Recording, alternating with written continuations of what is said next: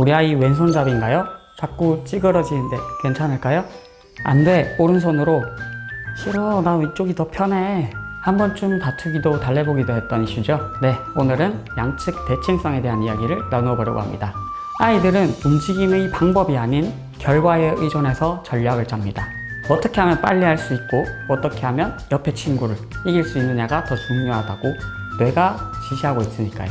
그래서 아이들은 귀신같이 자기가 잘하는 손, 잘하는 발, 잘하는 방향을 찾아내서 쓰게 됩니다. 하지만 이렇게 우세손이 존재한다는 것이 나쁘다는 게 아닙니다. 다만 이렇게 우세손을 도와주는 역할을 하는 나머지 손과 발이 잘 역할을 해주어야지 기능을 최적화할 수도, 그리고 양측의 비대칭을 막을 수도 있습니다. 먼저 우리 아이도 양측이 다른가를 어떻게 하면 쉽게 찾아낼 수 있는지 꿀팁 드립니다.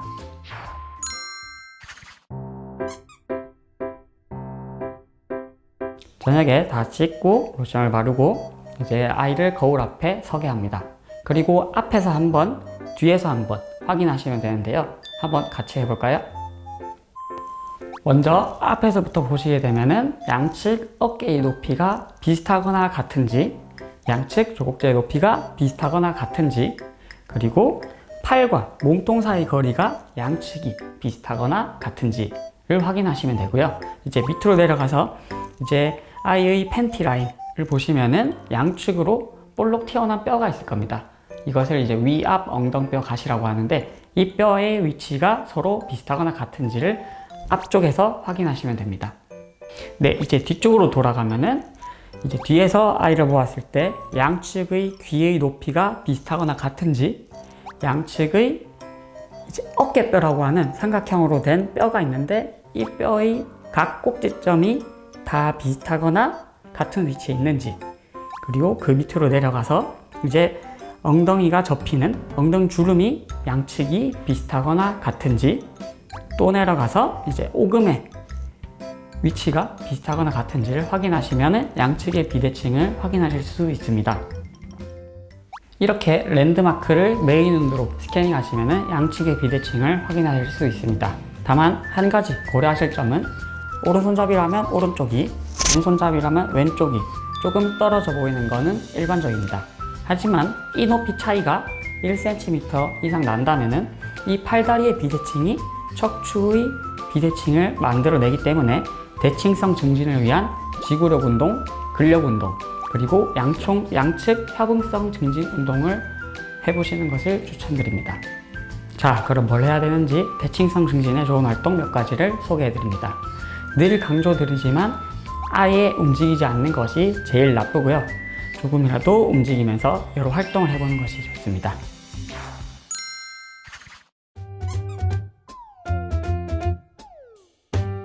네, 양측의 비대칭을 막을 수 있는 하지의 운동은요, 자전거 타기, 그리고 한 발로 타는 킥보드가 아닌 두 발로 타는 트라이더, 그리고 클라이밍, 사다리 타기, 수영, 양발을 번갈아 가면서 계단을 올라가는 활동이 있습니다.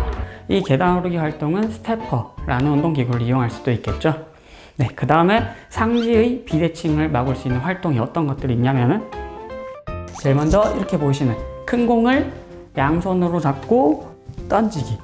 네, 이런 활동이 있을 수 있습니다. 네, 그 다음은 이제 어머님이나 아버님이 아이의 다리를 잡아주어서 아이가 손으로 걷는 활동. 네, 한번 보실까요? 어떻게 하냐면은 어머니나 아버지가 아이의 다리를 이렇게 잡아주시고 아이는 손으로만 걷는 활동입니다. 네, 이게 상지의 두 번째 활동이고요. 그 다음으로는 이제 철봉 매달리기나 이렇게 아이가 들 수 있는 무게를 양손으로 들었다 내렸다 들었다 내렸다 이렇게 하는 활동이 있습니다. 그리고 전신으로 할 수 있는 활동은 베어 워킹이라는 아이가 자신의 팔과 다리의 위치를 스스로 느끼면서 코어 운동에 좋은 활동인데요. 어떻게 하냐면요, 이렇게 네 발로 하나 둘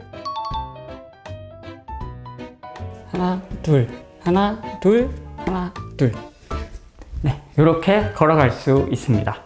네, 그 다음에 전신 활동으로는 버피라는 활동이 있는데요. 어떻게 하냐면 제일 먼저 하나 둘 하나 하나, 둘, 둘. 이렇게 하는 것이 이제 버피라는 것입니다. 그 다음으로는 이제 스쿼트를 한번 해볼 수 있습니다. 스쿼트를 하실 때 이렇게 막대기 하나 준비하시면은 아이들이 스쿼트를 할 때 양측으로 기우는지 안 기우는지를 확인하실 수 있습니다. 아이가 이렇게 막대기를 안고 스쿼트를 진행하는데 막대기가 너무 한쪽으로 기운다. 그러면은 이런 책이나 아니면 이런 턱과 같은 것을 이용하여서 기우는 쪽으로 올려주면은 아이가 균형을 맞추어서 내려가게 됩니다. 이제 마지막 전신 운동은 슈퍼맨 포지션인데요. 슈퍼맨 포지션은 아이가 마치 슈퍼맨이 된 것처럼 이렇게 쭉 펴는 그런 활동입니다. 어떻게 하냐면요. 배를 땅에다 대고 엎드리고 위로 쭉. 네, 위로 쭉. 네, 양측 비대칭을 막을 수 있는 마지막 활동은 밸런스 트레이닝입니다. 밸런스 트레이닝은 넘어지지 않고 자신의 몸을 가져오는 활동들을 얘기합니다. 어떻게 하냐면요. 이렇게 앞에 보이시는 푹신푹신한 곳, 소파나 침대가 될 수도 있죠. 그 위에서 이렇게 서서 균형을 유지하거나 아니면 걸어서 넘어지지 않게 유지하는 활동들이 있을 것이고요. 그리고 조금 더 어려운 밸런스 보드와 같은 곳 위에서 이렇게 균형을 잡는 활동이 있습니다. 네, 더 중요한 건 아이가 한쪽만 쓴다고 해서 혼내는 것이 아닌 양측을 모두 사용할 수 있는 활동과 과제를 제시하는 데 있습니다.